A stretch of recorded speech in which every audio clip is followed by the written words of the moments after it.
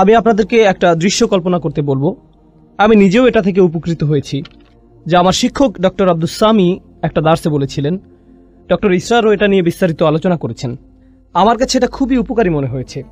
আর সূরা আসরের তাফসিরে যাওয়ার আগে আমরা এর শিক্ষাগুলো নিয়ে আলোচনা করব, এর সারাংশ বুঝব। আমরা এই সূরার শিক্ষাগুলো একজন অমুসলিমের যৌক্তিক দৃষ্টিভঙ্গির আলোকে বোঝার চেষ্টা করব। যখন আপনি একটা সমস্যার সম্মুখীন হন, হয়তো কারোর সাথে বিবাদ, জীবনের কোনো সমস্যা, যে কোনো সুস্থ স্বাভাবিক মানুষ এই অবস্থায় সর্বপ্রথম কি করবে? সে সর্বপ্রথম যেটা করবে তা হলো তার সেই সমস্যাটির অবস্থাটি ভালোভাবে যাচাই করবে। প্রথম কাজ হলো এর আসল অবস্থা বোঝা, এর সত্যিকারের কারণ খুঁজে বের করা। আপনি নিশ্চয়ই মানুষ কি বলে তা দিয়ে এটা যাচাই করবেন না, আপনি নিজেই ঘেঁটে দেখবেন। আর এটা যত বড় সমস্যা, আপনি তত ভালোভাবে এর সত্যতা যাচাই করবেন। আপনি নিজে এর প্রকৃত অবস্থা খুঁজে বের করবেন। এখানে মুসলিম হওয়ার সাথে কোনো সম্পর্ক নেই, বরং এখানে সততার প্রশ্ন। একজন সৎ মানুষ, একজন সৎ বিচারক অবশ্যই এটা করবেন।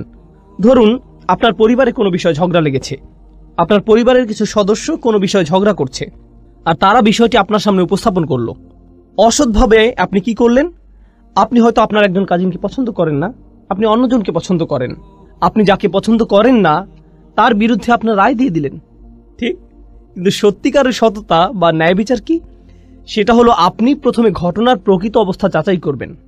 ওকে, এরপর আপনি যখন সত্যটি খুঁজে পেলেন, তখন আর এটা খুঁজে পাওয়াই যথেষ্ট নয়, বরং আপনি অবশ্যই এর পক্ষে দাঁড়াবেন। আপনি এর পক্ষে রায় দিবেন। আপনাকে এই সত্যের পক্ষে কাজও করতে হবে। এটাও হতে পারে যে আপনি সত্যটি খুঁজে পেয়েছেন, কিন্তু আপনি সেই সত্যটি পছন্দ করছেন না। আর যখন আপনি সেটা পছন্দ করছেন না, আপনার মন সেই সত্যের পক্ষে কাজ করতে সাড়া দিচ্ছে না। সুতরাং আপনি যা সত্য হিসেবে বিশ্বাস করছেন তা আপনার কাজে পরিলক্ষিত হচ্ছে না। আমরা এমন অবস্থাকে কি বলি? বিশ্বাসঘাতকতা। এটাই নিফাক, এটাই বিশ্বাসঘাতকতা। কিন্তু আপনি যদি কোনো কিছুকে সত্য হিসেবে খুঁজে পান, তখন এটা নিয়ে বাঁচা, এতে লেগে থাকা, বাস্তবায়ন করা, কাজে লাগানো, এটা আপনার সততার মধ্যে পড়ে। আর এটাই আবশ্যিক ফলাফল। এখন আপনার নিজের মধ্যে এটা নিয়ে আসা একটা ব্যাপার যে এটা অন্যায়, আমি এটা আর করব না। আমি খুঁজে পেয়েছি যে এটা একটা খারাপ কাজ, আমি আর কখনো এটা করব না। আমি খুঁজে পেয়েছি এটাই আমার করা উচিত, অতএব আমি এটাই করব। এখন আপনি যখন দেখেন অন্যরা এটা করছে, আমরা এমন একটা সমাজে থাকি যেটা নিজের চরকায় তেল দাও এই নীতিতে চলে। এটা নবীদের নীতি ছিল না, এটা মুসলিমদের নীতি নয়। আমি বলতে চাচ্ছি, যদি নবীরা শুধু নিজেদের চরকায় তেল দিতেন, তাহলে নামাজ ও আল্লাহর জিকির ব্যক্তিগত হতো। সূরা মুজাম্মিলে আমরা দেখি নবী করিম সাল্লাল্লাহু আলাইহি সাল্লামকে বলা হচ্ছে, কুমিল লাইলা ইল্লা কলিলা নিসফাহু আও ইনকুস মিনহু কলিলা আও জিদ আলাইহি ওয়ারাত্তিল কুরআনা তারতিলা। কুরআন পড়ো, আল্লাহকে স্মরণ করো। এটা তার নিজের জন্য। কিন্তু অন্য সূরায় আমরা কি দেখতে পাই? মুজাম্মিল ছাড়া অন্য সূরা কোনটি?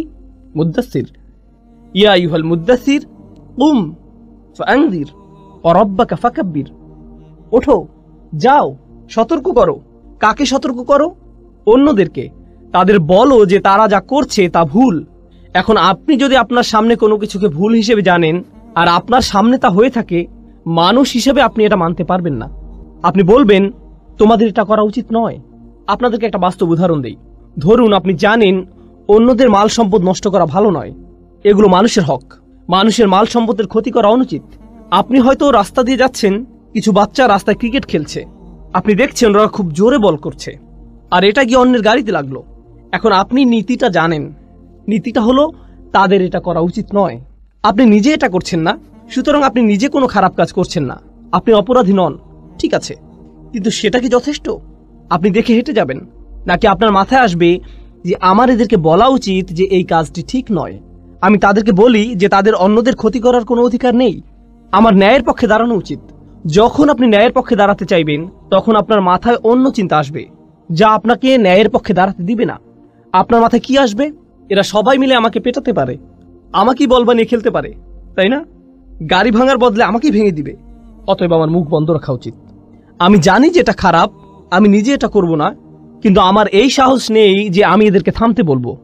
আমি জানি এটা আমার করা উচিত, আমি অবশ্যই করব, কিন্তু আমার এই সাহস নেই যে আমি অন্যকে বলবো তোমারও এটা করা উচিত। অন্তত পক্ষে কাউকে বলুন। আপনি যদি কাউকে বাধ্য করতে না পারেন, অন্তত তাকে বলুন। এখন ব্যাপার হচ্ছে, একজন সৎ মানুষ, একজন সাহসী মানুষ শুধু নিজে সেই কাজ থেকে বিরত থেকেই ক্ষান্ত হয় না, তারা কি করে? তারা এটা নিয়ে কথা বলে। আর কাফিররাও এটা করে। অমুসলিমরাও এটা করে, মুশরিকরাও এটা করে। এদেরকেও হয়তো বিশ্বাস করে যে প্রাণীদের হত্যা করা উচিত নয় ইত্যাদি। তারা শুধু নিরামিষাশী হয় না, তারা কি হয়, প্রাণী অধিকার সংরক্ষক। তারা জনসম্মুখে তাদের দাবি জানায়। কোনো ব্যাপারে তারা প্রথমে নিজেরা বিশ্বাস করে, এরপর তারা নিজেরা সেটা মানে। এরপর কি করে, তারা জনসম্মুখে এর দাবি জানায়। এমনকি এর জন্য তারা মার খায় কিংবা হয়তো নির্যাতনের শিকার হয়। এরা কিন্তু মুসলিম নয়। যারা এমন কিছু করার সিদ্ধান্ত নিয়েছে, সবার জন্য একই প্রক্রিয়া। এগুলো কোথা থেকে এসেছে? এগুলো সবই তাদের বিশ্বাস থেকে এসেছে। তাদের বিশ্বাস খুবই শক্তিশালী হয়ে থাকে, এতটাই যে তাদের আচরণ এতে বদলে যায়। শুধু আচরণই বদলে ক্ষান্ত হয় না, এমনকি তারা এটা নিয়ে কথাও বলে। আর যখন তারা এটা নিয়ে কথা বলে, নানান সমস্যায় পড়ে, তারা ধৈর্য ধরে, মনে প্রাণে ধৈর্য ধরে। তারা লেগে থাকে, যাই হোক না কেন আমরা এটা আদায় করবই। সুতরাং এই পুরো প্রক্রিয়াটা শুরু হয় বিশ্বাস থেকে। এখানে বলে রাখি, শুধু ইসলামেই এমন হয় না, বরং যে কোনো আদর্শের ক্ষেত্রে এটা প্রযোজ্য। কমিউনিস্টরা এমন করেছিল, টিএনএম স্কয়ারের ছাত্ররা এমন করেছিল, ইরানিরা এমন করেছিল। যখন তারা শাহদের বিপক্ষে জিতেছিল, তারা প্রথমে বিশ্বাস করেছে, তারা নিজেদের পরিবর্তন করেছে, তারপর তারা এর পক্ষে দাঁড়িয়েছে, এটা নিয়ে কথা বলেছে। যখন কোনো সমস্যায় পড়েছে, তারা ধৈর্য ধরেছে। এমনকি অমুসলিমদের ইতিহাসেও তাকালে গান্ধীর বিপ্লব সম্পর্কে দেখতে পারেন, একই ধারণা, একই যৌক্তিক মূলনীতি। বলে রাখি, মুসলিমদের কথা বাদ দিলাম, অমুসলিমদের মধ্যেও যখন কেউ এমন প্রচেষ্টা করে, যারাই এই নীতি অবলম্বন করেছে, এর অনুসরণ করেছে, তারাই ইতিহাসের নায়ক হিসেবে আবির্ভূত হয়েছে। যে এই নীতি মেনে নিয়েছে, ইতিহাসের নায়ক হিসেবে গণ্য হয়েছে। মার্টিন লুথার কিং বা যেই হোক, তাদেরকে ইতিহাসের সেরা মানুষ হিসেবে দেখা হয়, কারণ তারা তাদের বিশ্বাসে লেগেছিল আর তারা ন্যায়ের পক্ষে দাঁড়িয়েছিল। যে কোনো মূল্যেই হোক না কেন, তাদের জন্ম মৃত্যুদিন পালিত হয়, তাদেরকে নিয়ে বই লেখা হয়েছে, ভাস্কর্য করা হয়েছে। এই সবই করা হয়েছে কারণ তারা যে দেশ বা সংস্কৃতি থেকে আসুক না কেন, এটা হলো সততার প্রতি মানুষের সম্মান। কিন্তু ভাবুন, আপনি কোনো কিছুর জন্য লড়াই করছেন যা মূলত পরিপূর্ণ নয়। ইতিহাসের মহান মানুষেরা এর জন্য লড়াই করেছেন, তাদের চেষ্টা সংগ্রাম অনুসরণীয়। তারা এই লড়াই তাদের জীবন দিয়েছেন, যা হয়তো সত্যের পক্ষে, কিন্তু এটা কেবল সত্যের একটা ক্ষুদ্র অংশ, এটা পরিপূর্ণ নয়। কিন্তু আল্লাহ আমাদেরকে সত্যের পুরোটাই দিয়েছেন। তাহলে তারা যদি সত্যের ক্ষুদ্র একটা অংশের জন্য এতটা ত্যাগ করতে পারেন, আপনি কি এই সকল মানবাধিকার কর্মীর সাথে একজন মুসলিমের তুলনা করতে পারেন? একজন মুসলিমের কতটা ত্যাগের জন্য প্রস্তুত থাকা উচিত? আর তারা যদি নিজেকে পরিবর্তনে এতটা সচেষ্ট হয়, তাহলে একজন মুসলিমের নিজেকে পরিবর্তনে কতটা সচেষ্ট হওয়া উচিত? তারা যদি কোনো দাবি আদায়ে এতটা সোচ্চার হয়, তাহলে একজন মুসলিমের কতটা সোচ্চার হওয়া উচিত? তারা যদি কোনো একটা অন্যায়ের বিরুদ্ধে এতটা প্রতিবাদ জানাতে পারে, একই সাথে তাদের বিশ্বাসে একাগ্র থেকে সত্যের পক্ষে দাঁড়াতে পারে, কথা বলতে পারে, তা যে কোনো মূল্যেই হোক না কেন, আল্লাহর জন্য একজন মুসলিমের তার চেয়ে কতটা বেশি সোচ্চার হওয়া উচিত? কাফিরদের মধ্যেও ঈমানের গুণ থাকতে পারে, তারা সবরের ক্ষেত্রে এতটাই দৃঢ় হয়ে দাঁড়াতে পারে, এমনকি একজন মুসলিমের চেয়েও। এজন্য সূরা আল ইমরানের শেষে আল্লাহ বলছেন, ইয়া আইয়ুহাল্লাযীনা আমানু ওয়াসবিরু ওয়াসাবিরু ওয়ারাবিতু ওয়াত্তাকুল্লাহ। তোমরা যারা বিশ্বাস স্থাপন করেছো, যারা নিজেদেরকে ধৈর্যশীল বলে দাবি করো, তোমরা ধৈর্যে প্রতিযোগিতা করো। অর্থাৎ আপনার শত্রুদের মধ্যেও সবর আছে, তাদের বিশ্বাস আছে, তারা সেই অনুযায়ী কাজ করে। আর এটা যত কঠিনই হোক না কেন, আমাদের ধৈর্য ধরতে হবে, আমাদের সামনে এগিয়ে যেতে হবে। আপনাকে তাদের সাথে সবরের প্রতিযোগিতায় নামতে হবে এবং প্রতিনিয়ত এটা চালিয়ে যেতে হবে। ওয়ারাবিতু ওয়াত্তাকুল্লাহ।